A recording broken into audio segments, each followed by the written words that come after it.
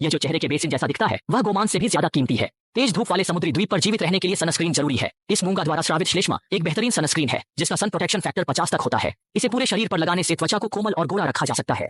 उपयोग के बाद बेयर ग्रिल्स मूंगा को वापस समुद्र में रख देते हैं ताकि अगली बार फिर से उपयोग कर सकें। सनस्क्रीन की समस्या हल करने के बाद बेयर ग्रिल्स ने समुद्र तट पर कुछ केकड़ों को देखा। ऐसा स्वादिष्ट भोजन जो खुद आ जाए उसे नहीं छोड़ा जा सकता।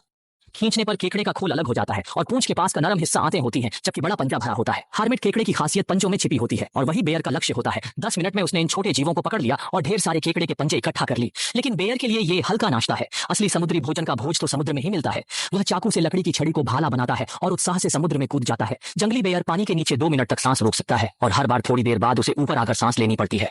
कई कोशिशों के बाद रेत में पीली स्टिंगरे मछली मिली। यह मछली खतरनाक होती है। इसकी पूंछ पर उल्टे कांटे होते हैं जिनमें झर होता है। बेयर ग्रिल्स ने उभरी रेत की पहाड़ी पर तेजी से वार किया, इतनी तेजी से कि स्टिंगरे को प्रतिक्रिया का समय नहीं मिला। कहना पड़ेगा, जब भी वह मैदान में उतरता है खाली हाथ नहीं लौटता। वह अपनी ट्रॉफी उठाकर तेजी से पानी से बाहर आ गया। इस मछली के प्रोटीन को देखकर ही मुंह में पानी आ जाता है। हालांकि स्टिंगरे के कई हिस्से खाने लायक नहीं होते। बेयर ने उसकी दोनों पंख काटकर आग के पास भूनने के लिए रख दिए। केकड़े के पंजों को भी नहीं छोड़ा, उन्हें भी गर्म कोयले पर डाल दिया। बड़ी मछली और केकड़े का यह समृद्ध समुद्री भोजन का रात्रि भोज देखकर बेयर की खुशी का ठिकाना नहीं रहा। 10 मिनट बाद उसने केकड़े के पंजों को उठाया। भुने हुए पंजे को काटते ही वह कुरकुरा था और अंदर का रस तुरंत फूट पड़ा। केकड़े के पंजे का स्वाद लेने के बाद बेयर ग्रिल्स ने भुनी पीली मछली चखी। मछली पकड़ने में मेहनत लगी पर यह पुरानी और सख्त निकली। सुबह होते ही बेयर ग्रिल्स समुद्र में कूद पड़े समुद्री भोजन की तलाश में। नाश्ते के लिए उन्होंने एक लंबे बाल से जोर से वार कर एक समुद्री अर्चिन पकड़ा।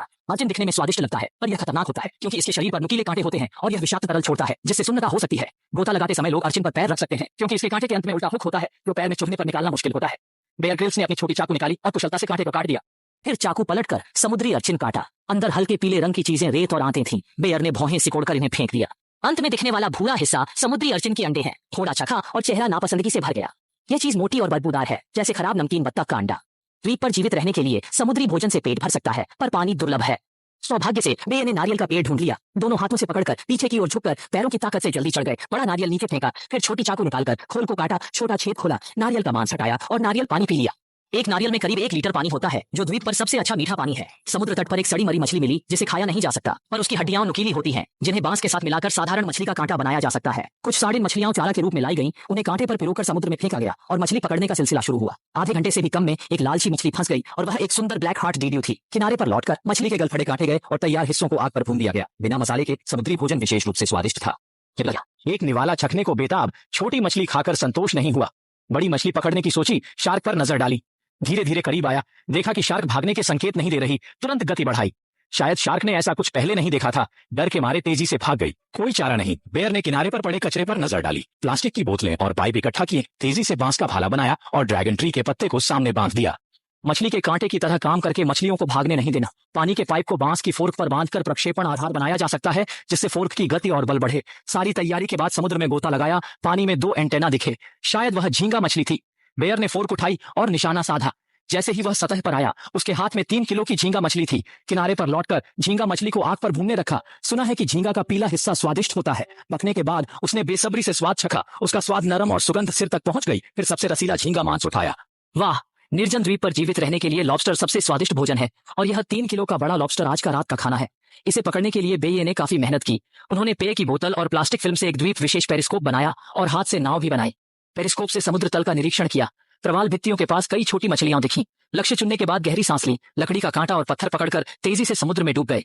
पत्थर का वजन शरीर को तेजी से नीचे गिरने में मदद कर सकता है, लेकिन प्रवाल भित्तियों के पास पहुंचते ही बेये की सांस रोकने की क्षमता सीमा तक पहुंच गई। सतह पर आकर सांस ले। उम्मीद नहीं थी कि दूसरी बार गोता लगाने पर बड़ा आश्चर्य मिलेगा। लॉबस्टर की मूंछें कोरल रीफ से बाहर आईं। बेयर ने निशाना साधा और भाला फेंका। चालाक लॉबस्टर पूरी तरह बाहर नहीं आया और कोरल रीफ का छिपने के लिए उपयोग कर रहा था। बेयर ने कोण बदलकर हमला किया, लेकिन जैसे ही भाला फेंका लॉबस्टर तीर की तरह बच निकला। इतने चालाक जीव से सामना होने पर बेयर का सब कुछ उल्टा हो गया। लकड़ी का कांटा टूट गया और छापामार लड़ाई में ऊर्जा भी खर्च हो गई। इतनी मेहनत के बाद इसे नहीं छोड़ा जा सकता। चालाक लॉबस्टर खाने में मजा आएगा। बेय ने स्थिति लॉक कर फिर हमला किया। लॉबस्टर 2 बार कांटे से बच निकला। बेय ने आखिरी मौका पकड़ा।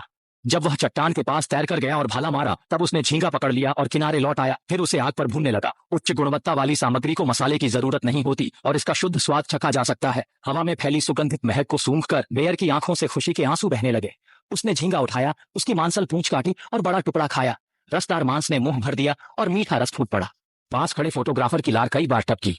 झींगा प्रोटीन और ऊर्जा दे सकता है पर जरूरी पानी नहीं। सुबह होते ही बेयर ने चट्टानों के पास ताजा पानी खोजा और दरार में रिश्ता पानी पाया। इस कीमती पानी को इकट्ठा करने के लिए उसने रस्सी के सिरे को गांठ लगाकर प्लास्टिक बोतल में डाला और सिरा चट्टान की दरार में फंसा दिया। ताकि पानी की बूंदें दिशा बदलकर रस्सी के साथ बह सके। रस्सी के सहारे धीरे धीरे बोतल में बहते हुए दूर से ही बदबू आ रही थी। पास पहुंचने पर देखा वह मरी चिड़िया थी। उसकी नुकीली चोंच काम आ सकती थी, इसलिए उसने चिड़िया का सिर तोड़कर जेब में रख लिया। जब उसने पक्षी का सिर उठाया तो बे को एक विचार आया। उसने पास की सूखी टहनी उठाई, फिर छोटी चाकू से उसके सिरे को तेज किया और पक्षी की खोपड़ी को लकड़ी पर लगाया। फिर उन्हें रस्सी से बांध दिया। इस तरह उसे एक त्रिशूल मिल गया। समुद्र तट के किनारे गहरे तालाब भरे थे। अगर मछलियां यहाँ लाई जा सकती तो उन्हें आसानी से पकड़ा जा सकता था, लेकिन मछली फंसाने के लिए चारा चाहिए था। उसने एक छोटे केकड़े को पकड़ा, उसकी टांगें फाड़कर गहरे तालाब में डाल दी। अगर सब ठीक रहा तो जल्द ही मछलियां इस प्रलोभन को नजरअंदाज नहीं कर पाएंगी और इधर आ जाएंगी। कुछ मिनटों के इंतजार के बाद बेये ने समुद्र के राजा का रूप धारण किया और पानी में कूद पड़े, मछली भाला नीचे रखते हुए। फिर वे शरीर की ताकत से जबरदस्त प्रहार कर सकते हैं और बड़ी मछली भी इससे बच नहीं पाएगी। अंततः उन्होंने एक मोटी ताजा ट्रिगर फिश पकड़ ली। इस छोटे जीव का मुंह अनोखा था, दांत इंसानों की तरह थे और दो प्यारे से छोटे बाहर निकले दांत भी थे। समुद्री द्वीप पर ताजे पानी की तुलना में मछली की आंखों में काफी तरल होता है। मुंह में डालते ही तरल फूटकर निकलता है, जिससे पानी की कमी पूरी हो सकती है। लेकिन एक मछली से बेये का पेट नहीं भरता, इसलिए उसने लकड़ी से अलाव बनाया जिसकी रोशनी मछलियों को आकर्षित कर सकती है। बेये धैर्य से इंतजार कर रहा था। बड़ी मछली पकड़ने की तैयारी में था, लेकिन पानी में लहरों और मछलियों की छाया मिलकर भ्रम पैदा कर रही थी, जिससे निर्णय लेना मुश्किल था। 10 मिनट इंतजार के बाद ही वह मछली की स्थिति साफ देख सका।